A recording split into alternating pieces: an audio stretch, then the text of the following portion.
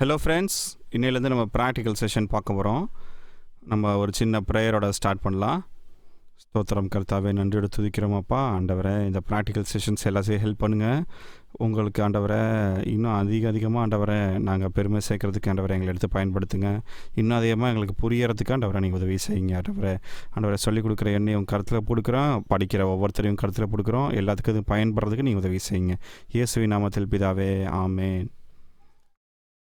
சரி ஃப்ரெண்ட்ஸ், இப்போது இன்றைக்கிலேருந்து நம்ம டிஏடபிள்யூக்குள்ளே போகிறோம். டிஏடபிள்யூனா என்னன்னு படிச்சிருக்கோம், டிஜிட்டல் ஆடியோ ஒர்க் ஸ்டேஷன். ஞாபகம் இருக்குங்களா?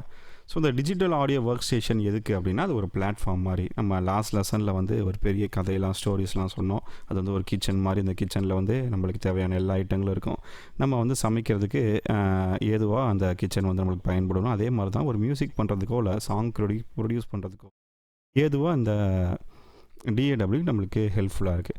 இந்த டிஏடபிள்யூஸ் வந்து பார்த்திங்கன்னா நிறைய கம்பெனிஸ் வந்து ப்ரொடியூஸ் பண்ணுறாங்க. நிறையா ஃபேமஸான டிஏடபிள்யூஸ் இருக்குது.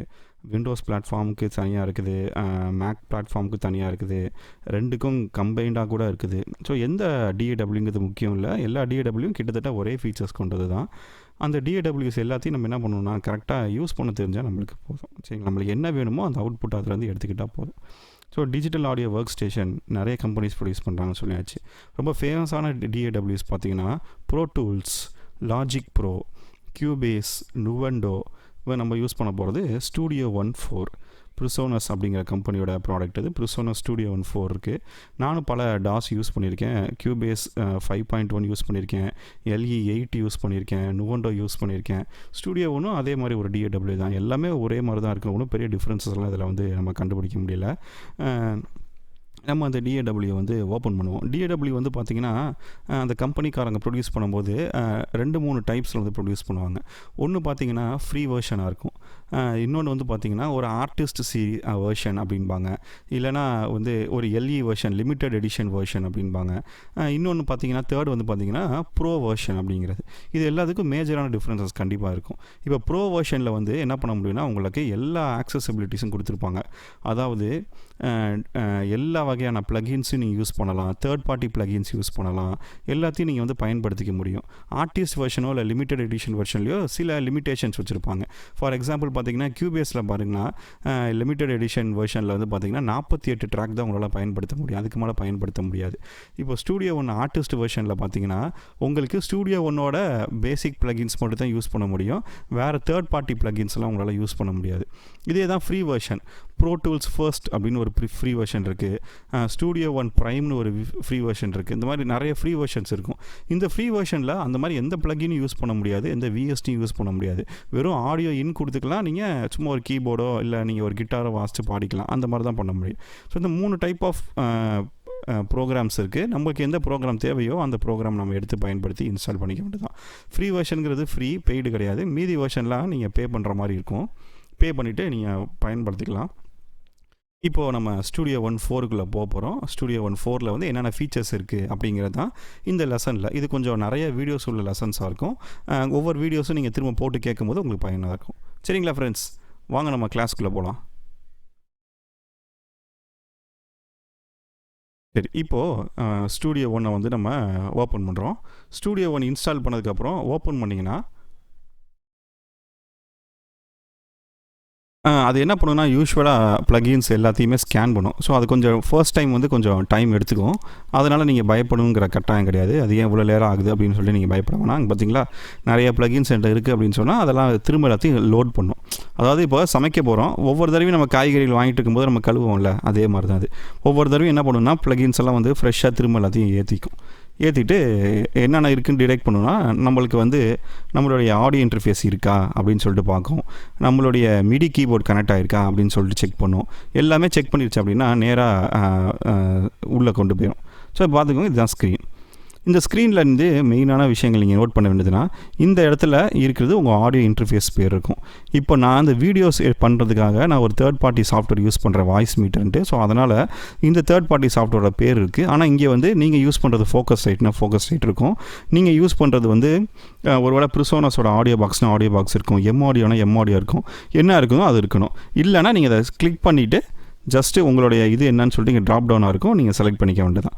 செலக்ட் பண்ணிட்டீங்கன்னா உங்கள் வேலை முடிஞ்சிச்சு. ஓகேவா? இதுதான் DAW உள்ள நம்ம வந்துட்டோம்.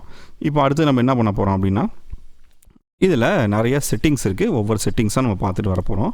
இப்போ இந்த ஃபைல் பாருங்கள். அந்த ஃபைலில் வந்து நியூ சாங்காக நியூ ப்ராஜெக்டாக ஓப்பன் அது ஏற்கனவே இருக்கிறதா ஓப்பன் பண்ணுறதுக்கு. இன்கேஸ் நீங்கள் ஏற்கனவே ஓப்பன் பண்ணது சேவ் பண்ணி வச்சுருந்தீங்கன்னா அது எல்லாத்தையும் இந்த ரீசன்ட் ஃபைல்ஸில் வந்து நம்மளுக்கு காட்டிக்கிட்டே இருக்கும். இப்போ நம்ம கிரியேட் நியூ சாங்னு கொடுக்க போகிறோம். அதுக்கு முன்னாடியே நிறைய ஃபீச்சர்ஸ் பார்க்க போகிறோம் நம்ம. ஸோ இதில் இந்த ஆப்ஷன்ஸ் இருக்குது பார்த்தீங்களா, அந்த ஆப்ஷன்ஸ் கிளிக் பண்ணிக்கோங்க. இதில் தான் நம்மளுக்கு தேவையான நிறைய விஷயங்கள் இருக்குது. இப்போ ஜென்ரலில் பாருங்கள், ஸ்டூடியோ ஒன் ஸ்டார்ட் ஆனோன்னா நான் என்ன பண்ணணும் அப்படின்னு கேட்குது. நீ ஒன்றுமே பண்ண வேணாப்பா, சும்மா இரு அப்படின்னு சொல்லலாம். இல்லை லாஸ்ட்டாக நான் பண்ண ப்ராஜெக்ட்டை நீங்கள் ஓப்பன் பண்ணுங்கன்னு சொல்லலாம். இல்லை டிஃபால்ட்டாக நான் ஒரு ப்ராஜெக்ட் வச்சுருக்கேன், அந்த ப்ராஜெக்ட்டை ஓப்பன் பண்ணுங்கலாம். இல்லைனா புதுசாக ஒரு சாங் க்ரியேட் பண்ணு அப்படின்னு சொல்லலாம். இதுதான் மெயினாக. இந்த இடத்துல இங்கிலீஷ் தான் இருக்கணும். இந்த இடத்துல DPI வந்து ஹை எனேபிள் டிக் அடிச்சுக்கோங்க, அதனால் ஒன்றும் ப்ராப்ளம் இல்லை. அப்பியரன்ஸ் நம்ம மாற்றணும். அப்படி கலர் எதுவும் மாற்றணும்னா நம்ம என்ன பண்ணிக்கலாம்னா கலர் அப்படியே சேஞ்ச் பண்ணிக்கலாம். என்ன கலர் வேணுமோ நம்ம சேஞ்ச் பண்ணிவிட்டு சேச்சுரேஷன் கிளிக் பண்ணிங்கன்னா சேச்சுரேட் ஆகிக்கும். இது ஒரு அவுட்வேர்டு அப்பியரன்ஸுக்காக தான் அது, மற்றபடி இதில் ஒன்றும் இல்லை. கீபோர்ட் ஷார்ட்கட்ஸ், நமக்கு ஏதாவது புதுசாக ஷார்ட்கட்ஸ் ஆட் பண்ணணும் அப்படின்னு சொன்னால் ஷார்ட்கட்ஸ் நம்ம ஆட் பண்ணிக்கலாம். இல்லை ஏற்கனவே இருக்க ஷார்ட்கட்ஸ் என்னென்ன அப்படின்னு படித்து பார்க்கறது கூட நம்மளுக்கு ஹெல்ப்ஃபுல்லாக இருக்கும். இந்த நெட்வொர்க் இதை வந்து என்ன பண்ணிக்கோங்கன்னா டிக் அடிச்சு வச்சுக்கோங்க. இது ஏங்கிறத நான் பின்னால் சொல்கிறேன். இதில் என்ன இருக்குங்க, allow remote control apps to discover this டா அப்படின்னு இருக்குல்ல, இதை டிக் அடிச்சுக்கோங்க. ஏன்னா ஸ்டூடியோ ஒன்று என்ன பண்ணுறாங்கன்னா ஒரு ரிமோட் கண்ட்ரோல் ஆப் வந்து நம்மளுக்கு தராங்க. அந்த ஆப் வச்சு நம்ம என்ன பண்ணிக்கலாம்னா நம்ம ரிமோட்டாக நம்மளுடைய DAW கண்ட்ரோல் பண்ணிக்க முடியும். இது எப்படின்னு நான் சொல்கிறேன். இப்போ நான் சொல்கிற ஃபீச்சர்ஸ் எல்லாமே எந்த DAWனாலுமே சேம் ஃபீச்சர்ஸ் தான். சில ஃபீச்சர்ஸ் மட்டும் ஸ்டூடியோ ஒனுக்கு ஸ்பெசிஃபிக்காக இருக்குது. அந்த மாதிரி ஒரு ஸ்பெசிஃபிக்கான ஃபீச்சர் தான் இந்த ரிமோட் கண்ட்ரோல் ஃபீச்சர். அதே மாதிரி ஆப்பிளில் பார்த்தீங்கன்னா லாஜிக் ப்ரோங்கிற DAWக்கும் இந்த மாதிரி ரிமோட் கண்ட்ரோல் ஃபீச்சர் இருக்குது. மீதி டாக் இருக்காங்கிறது எனக்கு தெரில. இதை நீங்கள் நோட் பண்ணி வச்சுக்கோங்க. இப்போ நான் ஜென்ரலான எல்லா டாக்கும் சேர்ந்த மாதிரி தான் நான் விஷயம் சொல்லிட்டு வரேன். இதே லொக்கேஷன்ஸில் என்ன இருக்குன்னா யூசர் டேட்டான்னு இருக்குது. இந்த யூசர் டேட்டாவில் என்ன இருக்குன்னா ஒவ்வொரு தடவை நான் ப்ராஜெக்ட் ஓப்பன் பண்ணும்போதும் இந்த ப்ராஜெக்டை இந்த பர்டிகுலர் லொக்கேஷனில் போய் சேவ் பண்ணு அப்படின்னு சொல்லிட்டு நான் யூசர் டேட்டா கொடுத்துருக்கேன். எனக்கு வேறு இடத்துல கொடுக்கணுன்னா அதை கிளிக் பண்ணி நான் வேறு இடத்துக்கு கொடுத்துக்கலாம். இது ரொம்ப முக்கியமான ஒரு ஃபீச்சர். ஆட்டோ சேவ் டாக்குமெண்ட்ஸ் 5 நிமிஷம்னு போட்டிருக்கேன். என்ன அப்படின்னு கேட்டிங்கன்னா, இப்போ நான் ஒர்க் பண்ணிகிட்டே இருக்கேன், திடீர்னு ஒரு கவர் கட் ஆயிடுச்சு, இல்லை என் கம்ப்யூட்டர் திடீர்னு ஆஃப் ஆகிட்டு ஆன் ஆயிடுச்சு அப்படின்னா வேஸ்ட்டாக போயிடும்ல நான் இது வரைக்கும் செஞ்சது எல்லாமே. இப்போது அதை நான் வந்து என்ன பண்ணிக்கிறேன்னா ஒவ்வொரு 5 நிமிஷத்துக்கு ஒரு தடவையும் என்னுடைய டாக்குமெண்ட்டை வந்து, அதாவது என்னுடைய ப்ராஜெக்ட்டை வந்து ஆட்டோமேட்டிக்காக சேவ் பண்ணிகிட்டே வரும். இப்போது நினச்சி பாருங்களேன், நான் ஒரு 1 hour ப்ராஜெக்ட் செஞ்சுருக்கேன். அந்த 1 hour முடியும் போது எனக்கு கரண்ட் போயிடுச்சுன்னா நான் இவ்வளோ 1 hour நான் பண்ணது எல்லாமே வேஸ்ட் ஆயிரும்ல. ஆனால் இந்த ஆட்டோ சேவ் டாக்குமெண்ட்ஸ் வந்து 5 நிமிஷத்துக்கு ஒரு தடவை நான் எனேபிள் பண்ணி வச்சுருக்கனால என்னால் என்ன பண்ணணும்னா 55வது நிமிஷத்தில் வரைக்கும் என்ன பண்ணியிருக்கேங்கிறத என்னால் எடுத்துட முடியும். ஸோ அதுக்கு தான் அந்த ஆட்டோ சேவ் டாக்குமெண்ட்ஸ் நம்மளுக்கு தேவைப்படுது. Asks to copy external files when saving data அப்படிங்கிறது நீங்கள் தேர்ட் பார்ட்டியாக ஒரு எக்ஸ்டர்னல் ஹார்ட் டிஸ்க் இருக்குன்னு வச்சுக்கோங்களேன், அதில் நீங்கள் சேவ் பண்ணுறீங்கன்னா தான் இதை டிக் அடிக்கணும். இப்போதைக்கு இது வேணாம், அப்படி இருக்கட்டும். ஃபைல் டைப்ஸ் இது எதுவுமே நீங்கள் டிஸ்டர்ப் பண்ணாதீங்க. சவுண்ட் செட்டுங்கிறது என்னங்கிறது நான் சொல்கிறேன். இப்போது ஒவ்வொரு DAW என்ன பண்ணுவாங்கன்னா, நீங்கள் பர்ச்சேஸ் பண்ணிங்கன்னா அதோட சேர்த்து அந்த DAW என்ன பண்ணுவாங்கன்னா சில இன்ஸ்ட்ருமெண்ட்ஸ் வந்து உங்களுக்கு கொடுப்பாங்க. ஒரு பியானோ இன்ஸ்ட்ருமெண்ட் கொடுப்பாங்க, ஒரு வயலின், கிட்டார், இந்த மாதிரி நிறைய உங்களுக்கு ஒரு ட்ரம் பேக்கேஜ் கொடுப்பாங்க. இந்த மாதிரி நிறைய இன்ஸ்ட்ருமெண்ட்ஸை வந்து நம்மளுடைய DAW காரங்க உங்களுக்கு நீங்கள் DAW வாங்கினதுக்காக உங்களுக்கு தருவாங்க. ஸோ அந்த மாதிரி இன்ஸ்ட்ருமெண்ட்ஸ் எல்லாத்துக்கும் சாம்பிள் ஃபைல்ஸ் இருக்கும். சாம்பிள் ஃபைல்ஸுன்னா என்னென்னா, இப்போது நான் ட்ரம் வாசிக்கிறேன்னு வச்சுக்கோங்களேன். இப்போ பேஸ் ட்ரம் அடிக்கும் போது ஒரு சாம்பிள் ஃபைல் தான் லோட் ஆகி வரும். ஒரு ஸ்னார் அடிக்கும், ஒரு ஹைஹேட் அடிக்கும், இதெல்லாம் ஒரு சாம்பிள்ஸ்னு சொல்லுவோம். அதே மாதிரி தான் பியானோலன்னு வச்சுக்கோங்களேன். பியானோ வாசிக்கும் போது C#, D#, E எல்லாமே ஒவ்வொரு சாம்பிள்ஸ். இந்த சாம்பிள்ஸ் எல்லாத்தையும் அவங்க என்ன பண்ணுறாங்கன்னா சவுண்ட் செட்ஸ் அப்படிங்கிற பேரில் இந்த DAW கொடுத்துருக்காங்க. லாஜிக் ஃபைல்ஸ்ன்னு சொல்லிட்டு லாஜிக் ப்ரோ கொடுப்பாங்க. ஒவ்வொருத்தரும் என்ன பண்ணுவாங்கன்னா அவங்க பேருக்கு வந்து இந்த சாம்பிள்ஸ் எல்லாமே கொடுப்பாங்க. இந்த பர்டிகுலர் சாம்பிள்ஸை நீங்கள் எங்கே லோட் பண்ணி வச்சுருக்கீங்கன்னு கேட்குது. நான் ஈல சவுண்ட் செட்ஸ் அப்படிங்கிற இடத்துல நான் வச்சுருக்கேன்.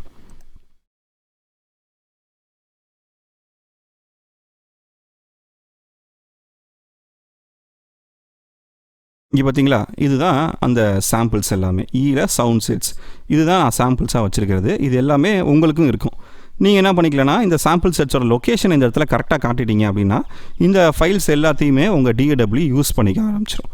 சரிங்களா. இன்ஸ்ட்ருமெண்ட் லைப்ரரி எதுவுமே நீங்கள் டச் பண்ண வேணாம். VST plugins. விஎஸ்டி அப்படிங்கிறது என்னங்கிறது நம்ம பின்னால் பார்க்க போகிறோம். பட் ஆனால் நான் சும்மா ஷார்ட்டாக இப்போ நான் சொல்லிடுறேன். வர்ச்சுவல் ஸ்டூடியோ டெக்னாலஜி, அதுதான் விஎஸ்டி. அதாவது இல்லாததை இருக்கிறத மாதிரி நம்ம காட்டுகிறது, அதுதான் விஎஸ்டி. இப்போ பாருங்கள், இந்த குவாரண்டைன் பீரியடில் நிறைய வர்ச்சுவல் கிளாஸஸ் நடக்குது ஸ்கூல்ஸ்லாம். அதாவது ஸ்கூலுக்கு நேராக நீங்கள் போகலாம், ஆனால் ஸ்கூலில் இருக்கிற மாதிரி உங்களுக்கு என்ன பண்ணுறாங்கன்னா ஆன்லைன்லேயே கிளாஸ் எடுக்கிறாங்களே, அந்த மாதிரி தான் வர்ச்சுவல் இன்ஸ்ட்ருமெண்ட்ஸும். வர்ச்சுவல் இன்ஸ்ட்ருமெண்ட்ஸ் வந்து ஒரு ஃப்ளூட்டு இல்லைனா வந்து ஒரு சரோது, இந்த மாதிரி என்ன ஒரு இன்ஸ்ட்ருமெண்ட்டெல்லாம் இருக்கலாம். அந்த இன்ஸ்ட்ருமெண்ட் ஆக்சுவலாக லைவாக உங்கள்கிட்ட இல்லை, ஆனால் சிஸ்டத்தில் இதோட சாம்பிள்ஸ்லாம் நீங்கள் லோட் பண்ணனால உங்களால் உங்கள் கீபோர்டு மூலயமா, உங்கள் மிடி கீபோர்டு மூலயமா, கண்ட்ரோலர் மூலயமா இதை வாசிக்க முடியும். இந்த மாதிரி விஎஸ்டி சாஃப்ட்வேர்ஸ் எல்லாமே நான் எந்த லொக்கேஷனில் வச்சுருக்கேன் அப்படின்னு சொல்லிட்டு இந்த இடத்துல லொக்கேட் பண்ணியிருக்கேன். யூஸ்வலாக இது எங்கெல்லாம் இருக்கும்னா சி ப்ரோக்ராம் ஃபைல்ஸில் விஎஸ்டி ப்ளகின்ஸுங்கிற இடத்துல தான் இருக்கும். 64 பிட்டாக இருந்தால். இதே 32 பிட்டாக இருந்துச்சுன்னா C program files cross 86 VST ப்ளகின்ஸில் இருக்கும். யூஸ்வலாக இந்த இடத்துல தான் இருக்கும். இதை நான் லொக்கேஷனை கொடுத்துக்கிட்டேன். ஸோ இதுதான் இந்த இடத்துல இருக்குது. இப்போ ஆடியோ செட்டப்பில் வந்து நம்ம என்ன டிஏடபிள்யூ, நம்ம என்ன இன்டர்ஃபேஸ் யூஸ் பண்ணுறோம் அப்படிங்கிறத நம்ம சொல்லணும். நம்ம சொல்லிட்டோம். சொன்னதுக்கப்புறம் இந்த இடத்துல நம்ம என்ன பண்ண போகிறோம்னா எக்ஸ்டர்னல் டிவைஸ்க்கு வந்துட்டோம். எக்ஸ்டர்னல் டிவைஸில் என்ன நம்ம வச்சுருக்கோம் அப்படின்னா நம்மளுடைய மிடி கீபோர்டை நம்ம என்ன பண்ணணும்னா இந்த இடத்துல ஆட் பண்ணணும். ஜஸ்ட் இந்த ஆட் உள்ளே போய்க்கோங்க, நியூ கீபோர்டுன்னு கிளிக் பண்ணிக்கோங்க. இங்கே உங்கள் டீட்டெயில்ஸ் எல்லாமே கொடுத்துட்டு இந்த இடத்துல கிளிக் பண்ணுங்கள். உங்களுடைய மிடி கீபோர்டு வரும். ஓகே கொடுத்துட்டிங்கன்னா இப்போ இந்த மாதிரி வந்துடும். இதை நான் ஏற்கனவே ஆட் பண்ணி வச்சுருக்கேன், அதனால் இங்கே காட்டுது. ஓகேவா. இப்போ அடுத்து இந்த அட்வான்ஸில் இருக்கிறது எதையுமே நீங்கள் டச் பண்ணிடாதீங்க. சும்மா வேணால் போய் என்ன இருக்குங்கிறத பாருங்கள். ஆனால் இந்த அட்வான்ஸுங்கிறது ரொம்ப முக்கியம். இது எதுவும் நம்ம டச் பண்ண வேணாம், சரியா. முக்கியமாக இந்த services I will be careful I ப்ராமிஸ்ன்னு இருக்குது பார்த்தீங்களா, இதெல்லாம் எதுவும் டச் பண்ணிடாதீங்க. இது பாட்டுக்கு இருக்கட்டும், ஓகேவா. ஸோ இதுதான் பேசிக்காக நீங்கள் தெரிஞ்சிக்க வேண்டிய ஃபீச்சர்ஸ். ஓகேவா ஃப்ரெண்ட்ஸ். இப்போது டாலருக்கு சின்ன சின்ன ஃபீச்சர்ஸ் பார்க்க போகிறோம். இங்கே பார்த்தீங்கன்னா 3 விஷயம் இருக்குது. ஒன்று create new song, create project, existing document. சரியா. கிரியேட் நியூ சாங்னா புது பாட்டு நான் செய்கிறதுக்கு ஒரு ப்ராஜெக்ட் பேஜ் ஓப்பன் பண்ணி தரும். கிரியேட் நியூ ப்ராஜெக்ட்னா இது மாஸ்டரிங் செஷனுக்காக. கிரியேட் ஓப்பன் எக்ஸிஸ்டிங் டாக்குமெண்ட்டுங்கிறது ஏற்கனவே நான் செஞ்சு வச்சுருக்க டாக்குமெண்ட்டை ஓப்பன் பண்ணுறதுக்கு. இந்த இடத்துல ஸ்டார்ட் இருக்கும், சாங் இருக்கும், ப்ராஜெக்ட் இருக்கும். இது வந்து என்ன பண்ணிக்கலாம்னா 2-3 சாங் கூட நான் ஸ்விட்ச் பண்ணிக்கிறதோ இல்லை 2-3 ப்ராஜெக்ட்டுக்குள்ளே நான் ஸ்விட்ச் பண்ணிக்கிறதுக்கோ எனக்கு பயன்படும். ஸ்டார்ட்டுங்கிறது நீங்கள் ஒரு சாங் நான் சும்மா டம்மியாக க்ரியேட் பண்ணுறேன். திரும்ப நீங்கள் இந்த சாங் ஸ்டார்ட்டை கிளிக் பண்ணுங்கள், ஸ்டார்ட் பேஜ் வந்துடும். அதுக்காக தான் இப்போ நான் ஓப்பன் பண்ண சாங் இங்கே இருக்குது பார்த்தீங்களா. இது சாங் கிளிக் பண்ணால் வந்துடும். இப்போ ஸ்டார்ட்டில் போய்ட்டு நான் இன்னொரு சாங் க்ரியேட் பண்ணுறேன்னு வச்சுக்கோங்களேன். இப்போ இந்த சாங்கில் பாருங்கள், எனக்கு பாருங்கள் இப்போ 2 ப்ராஜெக்ட் ஓப்பன் பண்ணேன்னா 2க்கு நடுவில் நான் என்ன பண்ணிக்கலாம்னா ஸ்விட்ச் பண்ணிக்கலாம். எந்த ப்ராஜெக்ட் வேணுமோ நான் ஸ்விட்ச் பண்ணிக்கலாம். அதுக்கு தான் இந்த டேப் கொடுத்துருக்காங்க. ப்ராஜெக்ட் வேணான்னா நான் என்ன பண்ணிக்கலாம்னா க்ளோஸ் பண்ணிக்கலாம். இப்போ நான் என்ன பண்ண போகிறேன் அப்படின்னா புதுசாக ஒரு சாங் க்ரியேட் பண்ண போகிறேன்னு வச்சுக்கோங்களேன். இப்போ நான் சாங் க்ரியேட் பண்ணுறேன், கிளிக் பண்ணோன்னா ஒரு பாக்ஸ் வருது. இந்த பாக்ஸில் என்னென்ன டீட்டெயில்ஸ் இருக்குதுன்னு பாருங்கள். இது பாருங்கள், இது வந்து ஸ்டைல்ஸ் இந்த சென்ஸ் எப்படின்னா அவங்களா சில ப்ரீசெட் மாதிரி வச்சுருக்காங்க.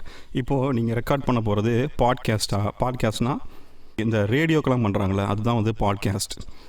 இல்லை நீங்கள் வந்து ஒரு சாங் ரைட் பண்ண போகிறீங்களா, இல்லை வெறும் வோக்கலும் கிட்டார் மட்டும்தான் எடுக்க போகிறீங்களா, இல்லை வெறும் வோக்கல் ரெக்கார்டிங் மட்டும் தான் எடுக்க போகிறீங்களா, அதுக்கேற்ற மாதிரி என்ன பண்ணுறாங்கன்னா இல்லை இந்த மாதிரி சில ப்ரீசெட் கொடுத்துருக்காங்க. இந்த இன்டர்ஃபேஸை கிளிக் பண்ணிங்கன்னா நீங்கள் வச்சுருக்க இன்டர்ஃபேஸுக்கு ரிலேட்டடான செட்டிங்ஸை வந்து இது எனேபிள் பண்ணிட்டோம். இந்த சென்ஸ் எப்படின்னா அவங்க ப்ரிசோனஸோட செட்டிங்ஸ் மட்டும் தான் அதில் கொடுத்துருக்காங்க. அது இருந்துச்சுன்னா அது எனேபிள் ஆயிரும். இந்த யூசரில் வந்து நம்மளாக ஏதாவது ஒன்று க்ரியேட் பண்ணி வச்சுன்னா வந்துடும். இந்த இடத்துல பாருங்கள் சாங் டைட்டில். இப்போ நான் செய்ய போகிற சாங்கோட டைட்டில் என்ன அப்படிங்கிறத நான் இங்கே கொடுத்துருவேன். இப்போ நம்ம செய்கிறது வந்து டெஸ்ட்டுன்னு வச்சுக்கோங்களேன். டெஸ்ட் அப்படின்னு கொடுத்துட்டேன். ஓகேவா. இப்போ இது எங்கே போய் சேவ் ஆகுதுன்னு கேட்குறாங்க. இது நான் சேவ் பண்ண போகிற இடம் வந்து இது பாருங்கள், இது வந்து டிஃபால்ட் இடம். நம்ம செட்டிங்ஸை பற்றி பேசின போது காட்டணும் இல்லை. இப்போ எனக்கு வந்து டியில் சேவ் ஆகணும்னு வச்சுக்கோங்களேன். டியில் கொடுத்து செலக்ட் ஃபோல்டர் கொடுத்துட்றேன். இது டியில் வந்துடுச்சு. இங்கே சாம்பிள் ரேட் இதை நான் ஏற்கனவே நான் பேசியாச்சு. நம்ம 44.1 நான் வெறும் ஆடியோ மட்டும் தான் பண்ண போகிறேன். இல்லை வீடியோ பண்ண போகிறேன்னா 48, நான் 44.1 தான். இதுவும் சொல்லியாச்சு. நம்ம சிடி மாதிரி ஆடியோ மீடியத்துக்கு 16, வீடியோ மீடியத்துக்குனா 24, நான் 16 தான் பண்ண போகிறேன். சாங்கோட லென்த்து, டெம்போ, டைம் சிக்னேச்சர் இதெல்லாம் அப்படியே இருக்கட்டும். நீங்கள் டெம்போ தெரிஞ்சால் உங்கள் சாங்க்கு டெம்போ கொடுத்துக்கோங்க. டைம் சிக்னேச்சர் 4/4, 3/4, 6/8 என்ன சாங்குங்கிறத கொடுத்துக்கோங்க. கொடுத்துட்டு இதெல்லாம் எதுவுமே கொடுக்காதீங்க, ஜஸ்ட்டு ஓகே மட்டும் கொடுங்க. இப்போ நம்ம சாங் ஓப்பன் ஆகிடுச்சு. இப்போ இந்த சாங்கில் இந்த இடத்துல நிறைய டூல்ஸ் இருக்குது. இந்த இடத்துல இன்ஸ்பெக்டர் பேனல் இருக்குது. இந்த இடத்துல நம்மளுக்கு டீட்டெயில்ஸ் காட்டுறதுக்கான பேனல் இருக்குது. இங்கிட்டு நம்மளுக்கு ப்ரௌசர் பேனல் இருக்குது. ஓகேவா? ஸோ இதுதான் நம்மளுடைய ஸ்டூடியோ ஒன் உள்ளே வந்தோடனே எப்படி இருக்கும் அப்படிங்கிறதுக்கு. இது நீங்கள் பண்ணதுக்கப்புறம் என்ன பண்ணுங்கன்னா, ஒரே ஒரு தடவை ஒன் டைம் செட்டிங் ஒன்று இருக்குது. அந்த செட்டிங்கை நீங்கள் பண்ணணும். என்னென்னா, ஸ்டூடியோ ஒன் போய்க்கோங்க, ஆப்ஷன்ஸ் போய்க்கோங்க. ஆப்ஷன்ஸில் சாங் செட்டப் வந்துக்கோங்க. இந்த சாங் செட்டப்பில் இதெல்லாம் நீங்கள் ஏற்கனவே கொடுத்தது ஞாபகம் இருக்கா? இப்போ இந்த மெட்டா இன்ஃபர்மேஷன் வந்துருங்க. இதில் டைட்டில், யார் செய்கிறீங்க, ஆர்டிஸ்ட் பேர் என்ன ஆல்பம் பேர், இது எல்லாமே என்ன இயர் எல்லாத்தையும் கொடுத்துருங்க. இந்த ஆடியோ செட்டப் இதுதான் மெயின். இதுக்குள்ளே வந்துடுங்க. இப்போ இந்த ஆடியோ செட்டப்பில் என்ன பண்ண போகிறீங்க அப்படின்னா, உங்களுடைய ஆடியோ இன்டர்ஃபேஸுக்கு ஏற்றாப்புல நீங்கள் செட்டப் கொடுக்க போகிறீங்க. இப்போது உங்களுடைய ஆடியோ இன்டர்ஃபேஸு எத்தனை எத்தனை அவுட்புட்டுன்னு பார்த்துக்கோங்க. இன்கேஸ் உங்கள் ஆடியோ இன்டர்ஃபேஸ் வந்து 2 இன்புட் இருக்குது அப்படின்னா, நீங்கள் பாசிபிளாக எத்தனை கொடுத்துக்க முடியும்னா 2 மோனோ இன்புட் கொடுத்துக்கலாம், ஒரு ஸ்டீரியோ இன்புட் கொடுத்துக்கலாம். சரிதானே? அதே மாதிரி தான் உங்களுடைய அவுட்புட்ஸும் 2 அவுட்புட் இருக்குன்னா 2 மோனோ கொடுத்துக்கலாம், இல்லை ஒரு ஸ்டீரியோ கொடுத்துக்கலாம். அதை இந்த இடத்துல நம்ம என்ன பண்ணி ஆகணும்னா செட் பண்ணி ஆகணும். எப்படி செட் பண்ணுறது அப்படிங்கிறத நம்ம பார்க்கலாம். இப்போது என்னுடைய ஆடியோ இன்டர்ஃபேஸ் வந்து ஆடியன்ட் அப்படிங்கிற ஆடியோ இன்டர்ஃபேஸு. இந்த ஆடியோ இன்டர்ஃபேஸில் 2 இன்புட் 2 அவுட்புட் இருக்குது. நம்ம ஏற்கனவே நம்ம காட்டினோம், உங்களுக்கு ஞாபகம் இருக்குல்ல? இப்போது அந்த இன்டர்ஃபேஸ் வச்சு நம்ம எப்படி செய்ய போகிறதுன்னு பார்க்க போகிறோம். இப்போ நான் என்ன பண்ணிக்கிறேன்னா, ஆடியோ இன்டர்ஃபேஸில் வந்து ஆடியன்ஸ் செலக்ட் பண்ணிட்டேன். இப்போது 2 இன் 2 அவுட் இருக்குல்ல? ஸோ இன்புட் நம்பர் 1, அந்த இன்புட் நம்பர் 1ல் தான் நான் மைக்கு சொருகியிருக்கேன். அந்த இன்புட் நம்பர் 1 நான் என்ன பண்ணிக்கிறேன் அப்படின்னா, மோனோவை வச்சுக்கிறேன். இன்புட் நம்பர் 2 வந்து இன்னொரு மோனோவை வச்சுக்கிறேன். ஆனால் ஸ்டீரியோ வேணும்னா 2 இன்புட்லேயும் நான் சொருகிக்கிட்டேன்னா அது ஸ்டீரியோவாக கன்வெர்ட் ஆகிக்கும். அதனால் input 1 mono mic input, input 2 வந்து இன்னொரு மோனோ, அதுதான் வந்து என்னுடைய கிட்டார் இன்புட்டு. அதே மாதிரி தான் அவுட்புட் வந்து இது 2 அவுட்புட்டு. அதனால் என்ன பண்ணிக்கிறேன்னா, இப்போதைக்கு 2 அவுட்புட்டில் மட்டும் வச்சுக்கிறேன். எப்படி இருக்குன்னு பாருங்கள். மோனோ நான் எதுவும் க்ரியேட் பண்ணல, ஏன்னா எனக்கு ஸ்டீரியோ தான் தேவைங்கிறனால 2 அவுட்புட்டில் வந்து நான் ஸ்டீரியோ கான்ஃபிகர் பண்ணிக்கிட்டேன். இப்படி தான் நீங்களும் கான்ஃபிகர் பண்ணிக்கணும். இன்கேஸ் வந்து உங்களோட இன்டர்ஃபேஸ் வந்து 10 இன் 10 அவுட்டுன்னு வச்சுக்கோங்களேன். எத்தனை நம்பர் ஆஃப் இன் இருக்கோ அத்தனை மோனோ பண்ணிக்கலாம். எத்தனை நம்பர் ஆஃப் இன் இருக்கோ டிவைடட் பை 2 அத்தனை ஸ்டீரியோ பண்ணிக்கலாம். அதே மாதிரி தான் எத்தனை அவுட் இருக்கோ அத்தனை மோனோ அவுட் எடுத்துக்கலாம். எத்தனை அவுட் இருக்கோ டிவைடட் பை 2 அத்தனை ஸ்டீரியோ எடுத்துக்கலாம். சரியா? இப்போ 10 இன் 10 அவுட் அப்படின்னா 10 மோனோ எடுக்கலாம், இல்லை 5 ஸ்டீரியோ எடுக்கலாம். அதே மாதிரி 10 மோனோ அவுட்புட் எடுக்கலாம், இல்லைனா 5 ஸ்டீரியோ அவுட்புட் எடுக்கலாம். ஓகேவா ஃப்ரெண்ட்ஸ்? இப்போது இந்த சாப்டரில் நம்ம என்ன படிக்க போகிறோன்னா, லேட்டன்சி அப்படிங்கிற ஒரு பெரிய விஷயத்தை நம்ம ஹோம் ரெக்கார்டிங் ஸ்டூடியோவாக இருந்தாலும் சரி, ப்ரொஃபஷனல் ஸ்டூடியோவாக இருந்தாலும் சரி நம்ம ஃபேஸ் பண்ணுவோம். ஸோ இந்த லேட்டன்சினா என்ன அப்படிங்கிறதா இந்த வீடியோவில் நம்ம பார்க்க போகிறோம். எனக்கு புரிஞ்ச மாதிரி உங்களுக்கு சிம்பிளாக நான் சொல்கிறதுக்கு ஒரு சின்ன கதை சொல்ல போகிறேன். இந்த கதை என்ன அப்படின்னா, ஒரு ஹோட்டல் வியாபாரி ஒருத்தர் இருக்கிறாரு. அவர் வந்து ஒரு இட்லி சுட்டு விற்கிறவர்னு வச்சுக்கோங்களேன். இப்போ ஒரு சின்ன பையனை வந்து ஒரு பாட்டி அம்மா வந்து அனுப்புகிறாங்க. கொஞ்சம் தம்பி கொஞ்சம் போய் இட்லி வாங்கிட்டு வாப்பா தம்பி அப்படின்னு சொல்லிட்டு அனுப்புகிறாங்க. அந்த பையனும் சரிங்க பாட்டி, இட்லி வாங்கிட்டு வரேன், எனக்கு ஏதாவது ஒரு பாத்திரம் இருந்தால் தாங்க பாட்டி அப்படின்னு சொல்லிட்டு கேட்குறான். அந்த பாட்டி என்ன பண்ணுறாங்க அப்படின்னா, ஒரு சின்ன இட்லி வைக்கிற மாதிரி ஒரு சின்ன தட்டு மாதிரி ஒன்று தராங்க. அந்த இட்லி தட்டில் ஒரே ஒரு இட்லி தான் வைக்க முடியும்னு வச்சுக்கோங்களேன். இப்போ இந்த இட்லி எடுத்துகிட்டு, இந்த தட்டை எடுத்துகிட்டு அந்த பையன் என்ன பண்ணுறான் அப்படின்னு சொன்னால், நேராக அந்த கடைக்காரர்கிட்ட ஹோட்டல் முதலாளிகிட்ட போகிறான். போயிட்டு ஐயா ஒரு இட்லி தாங்க ஐயா அப்படின்னு சொல்லி கேட்குறான். அவரும் வந்து ஒரு இட்லி மட்டும் தான் வைக்க முடியும், அதனால் இட்லி வச்சுட்டு சாம்பார் சட்னிலாம் வச்சு கொடுத்துட்றாரு. இந்த பாட்டிகிட்ட கொண்டு வந்து கொடுத்துட்றான். இந்த பாட்டி சாப்பிட்டுட்டு தம்பி எனக்கு இன்னொரு இட்லி வாங்கிட்டு வா அப்படிங்கிறாங்க. இந்த பையன் போய் திரும்ப ஒரே ஒரு இட்லி மட்டும் தான் வைக்க முடியுது. அதில் ஒரு இட்லி வைக்கிறதுக்கு தான் இடம் இருக்குது. அதனால் இடத்த வச்சோன்னே அதில் ஒரு இட்லி வச்சோன்னே சட்னி சாம்பார்லாம் ஊற்றுறாங்க. திரும்ப வந்து இந்த பையன் பாட்டிகிட்ட கொடுக்குறான். இந்த தடவை திரும்ப பாட்டி என்ன சொல்கிறாங்கன்னா, தம்பி எனக்கு இன்னொரு இட்லி வாங்கிட்டு வாப்பா அப்படின்னு சொல்கிறாங்க. அந்த பையன் அதே தட்டை எடுத்துகிட்டு போகிறான். இப்போ என்ன பிரச்சனையாயிருதுன்னா, இன்னும் நிறையா மக்கள் வந்து சாப்பாடு வாங்குறதுக்கு அந்த ஹோட்டலுக்கு வந்துடுறாங்க. ஸோ ஹோட்டலுக்கு வரும்போது இந்த பையன் ஒரே ஒரு இட்லி வாங்குகிற தட்டுக்கு 3வது தடவை போய் இப்போ நிற்கிறான். அதே தட்டை எடுத்துகிட்டு போய் நிற்கிறான். ஆனால் மக்கள் கியூ கட்டி நிற்கிறாங்க இட்லி வாங்குறதுக்காக. அப்போ என்ன ஆகுதுன்னா, இந்த ஹோட்டல் முதலாளி வந்து ரொம்ப டென்ஷன் ஆகிறாரு. என்னப்பா எப்போ பாரு இந்த ஒரே ஒரு இட்லி வைக்கிற மாதிரி தான் தட்டு எடுத்துகிட்டு வர, ஒவ்வொரு தடவையும் இதே மாதிரி போயிட்டு வரேன், நான் உனக்கு பார்ப்பேனா இங்கே இருக்க மக்களையெல்லாம் நான் பார்ப்பேனா, அவங்கள முடிச்சுட்டு தானே நான் வர முடியும், நீ இப்போ தெளிவாக போயிட்டு திரும்ப இன்னொரு தட்டை எடுத்துகிட்டு வருவேன், உன்னை கவனிக்கிறதுக்கு எனக்கு நேரம் பத்தாது போலையாப்பா அப்படின்னு திட்டிடுறாரு. திட்டின்னு இருந்தா வச்சுக்கோ இட்லியா அப்படின்னு சொல்லிட்டு கொடுத்து அனுப்பிடுறாரு. இப்போ அதை கொண்டு போய் பாட்டிகிட்ட கொடுத்துட்டு பாட்டிகிட்ட சொல்கிறான், பாட்டி இந்த மாதிரி ஹோட்டல் முதலாளி என்னை திட்டுறாரு, நீங்கள் ஒரே ஒரு இட்லி வைக்கிற மாதிரி தரீங்களே அப்படின்னா, அந்த பாட்டி கோவமாயிட்டு என்ன பண்ணிடுறாங்கன்னா, ஒரு பெரிய குண்டானை தராங்க. அந்த குண்டானில் சுமார் 100 இட்லி வைக்க முடியும். இந்த பையன் நேராக அந்த குண்டானை தூக்கிட்டு போகிறான். போயிட்டு ஐயா இப்போ எனக்கு 100 இட்லி வச்சுத்தாங்க அப்படின்னு சொல்கிறான். 100 இட்லி வச்சுத்தாங்க அப்படின்னு சொன்னோன்னே 100 இட்லி நிரப்பிக்கிட்டே இருக்கிறாங்க. 100 இட்லி அது ஃபுல்லாக கொள்ளளவு முடிகிற வரைக்கும் நிரப்புறாங்க.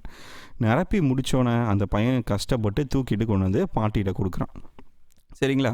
இப்போ கொடுக்குற நேரம் ஃபுல்லாக அந்த பாட்டி சாப்பிடாமல் பசியிலேயே இருந்திருக்காங்க. இதுதான் கதை. இப்போ இந்த கதையில் வர அந்த பையன் இருக்கான் பார்த்தீங்களா, அந்த பையன் தான் ஆடியோ இன்டர்ஃபேஸ்.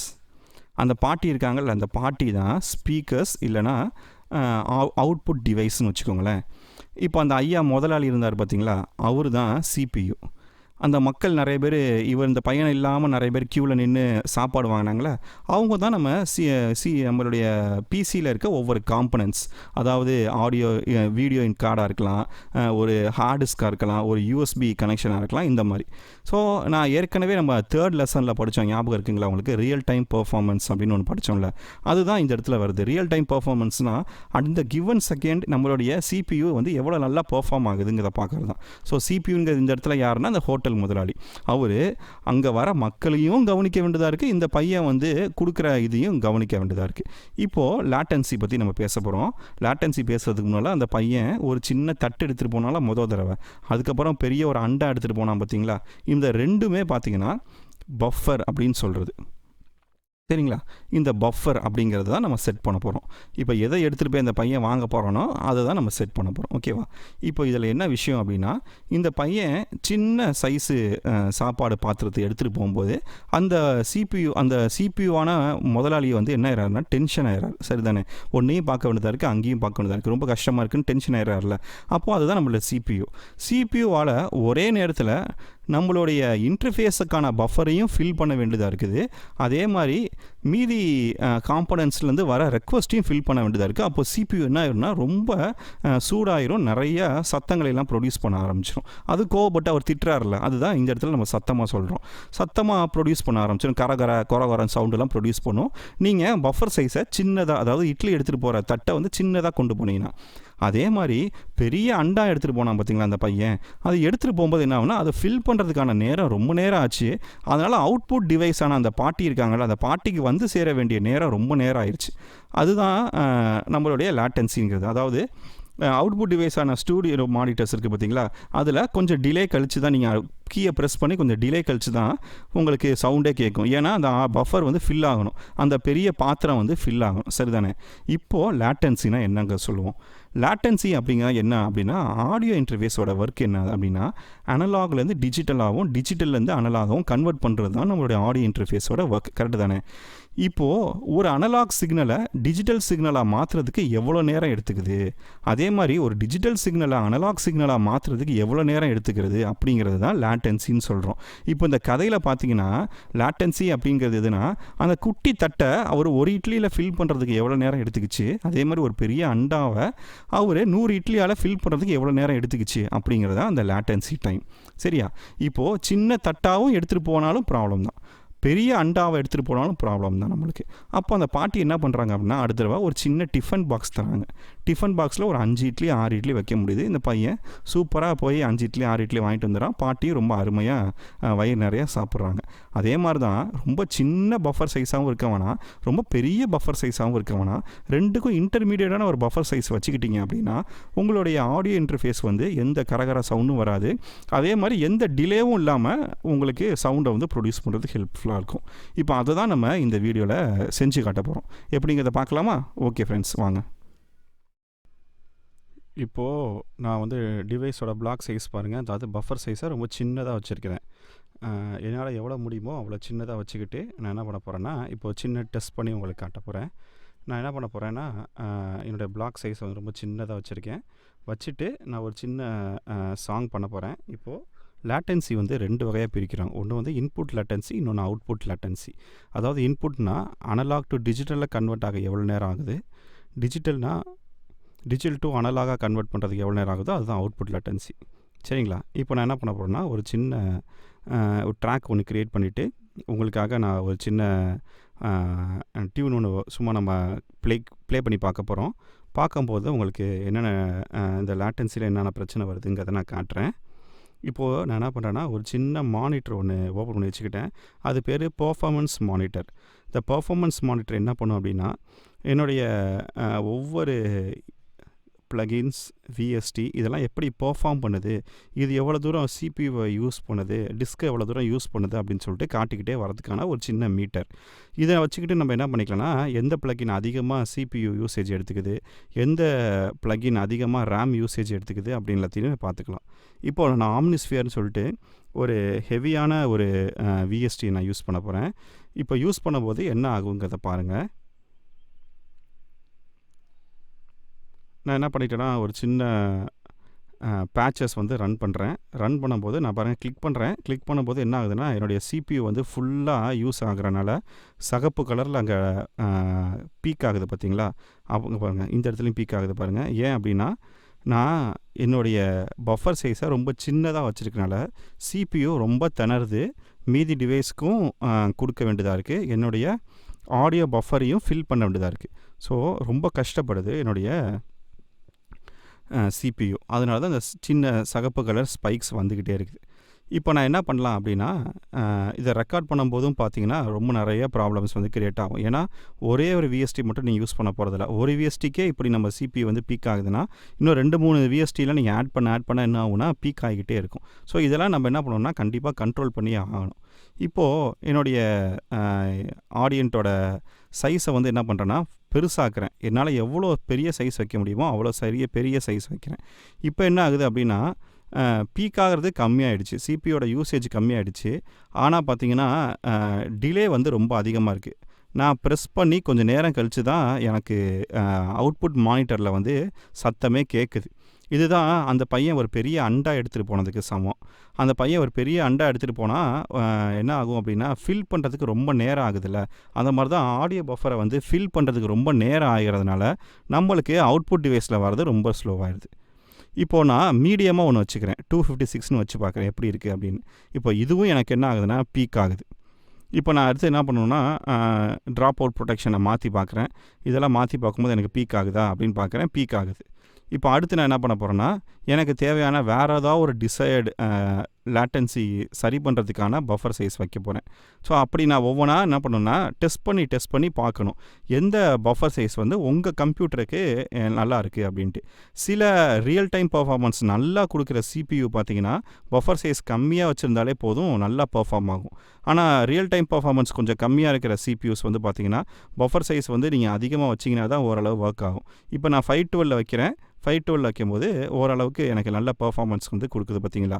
ஸோ இந்த மாதிரி அவங்கவுங்க கம்ப்யூட்டருக்கு என்ன விஷயம் இருக்கோ அதை நீங்கள் தேடி அந்த பஃபர் சைஸை நீங்கள் வச்சுக்கிறது நல்லது.